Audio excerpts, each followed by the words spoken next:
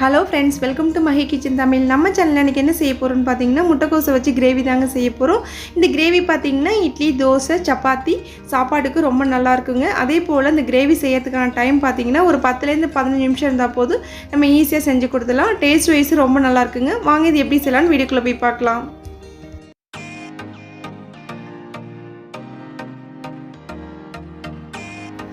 இப்போ கடாயை அடுப்பில் எடுத்து வச்சுக்கிங்க. ஒரு 2 டேபிள் ஸ்பூன் அளவுக்கு ஆயில் ஊற்றிக்கலாம். ஆயில் நல்லா சூடானதுக்கப்புறம் கடுகு கொஞ்சம் சேர்த்துக்குங்க. கடுகு நல்லா வெடித்ததும் சோம்பு கொஞ்சம், அது கூடவே 1/4 டீஸ்பூன் அளவுக்கு ஜீரகம் சேர்த்துக்கலாம். அடுத்ததாக ஒரு கொத்து அளவு கருவேப்பிலை சேர்த்துக்குங்க. இப்போ இது கூடவே காரத்துக்காக ஒரு பச்சை மிளகாவை 2ஆக கட் பண்ணி சேர்த்துக்கலாம்.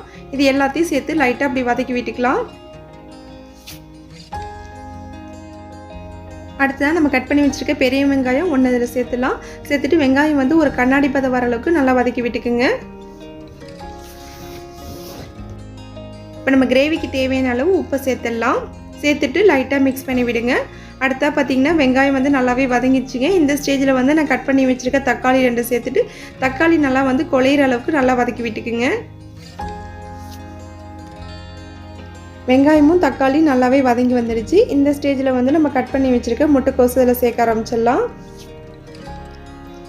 முட்டைக்கோஸ் ரொம்பவும் குட்டியாகவும் இல்லாமல் ரொம்பவும் பெருசாக இல்லாமல் மீடியம் சைஸாக கட் பண்ணிக்கோங்க. முட்டைக்கோஸை சேர்த்ததுக்கப்புறம் ஒரு டைம் இது மாதிரி நல்லா மிக்ஸ் பண்ணி விடுங்க.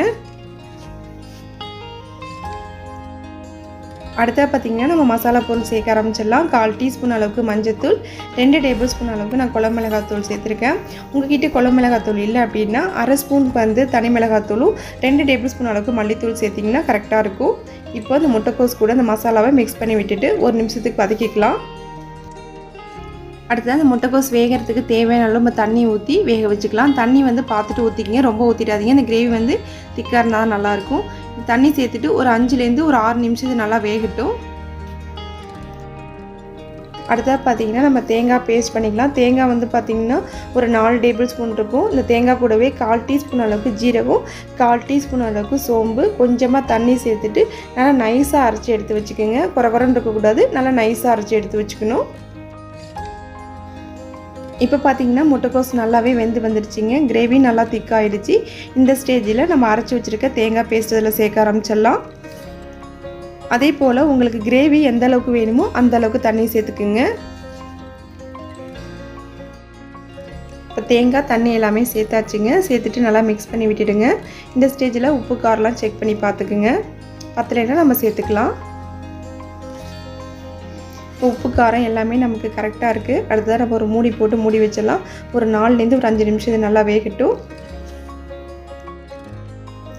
சிக்கன் மட்டன் செய்யாத அன்னைக்கு இந்த மாதிரி கிரேவி செஞ்சு கொடுத்து பாருங்கள். குழந்தைங்க ரொம்ப விரும்பி சாப்பிடுவாங்க. டேஸ்ட் வைஸ் ரொம்ப சூப்பராக இருக்கும். நம்ம சிக்கன் மட்டன் சாப்பிட்டா அதே டேஸ்ட் தான் வரும்.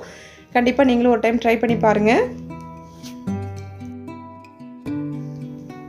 இப்போ பார்த்திங்கன்னா ஒரு 5 நிமிஷம் ஆகிடுச்சிங்க. நம்ம அடுப்பை ஆஃப் பண்ணிவிட்டு மேலே கொத்தமல்லி தழை தூவிட்டு அடுப்பை ஆஃப் பண்ணிடலாங்க. கிரேவி பாருங்கள் நல்லா திக்காக வந்துடுச்சு.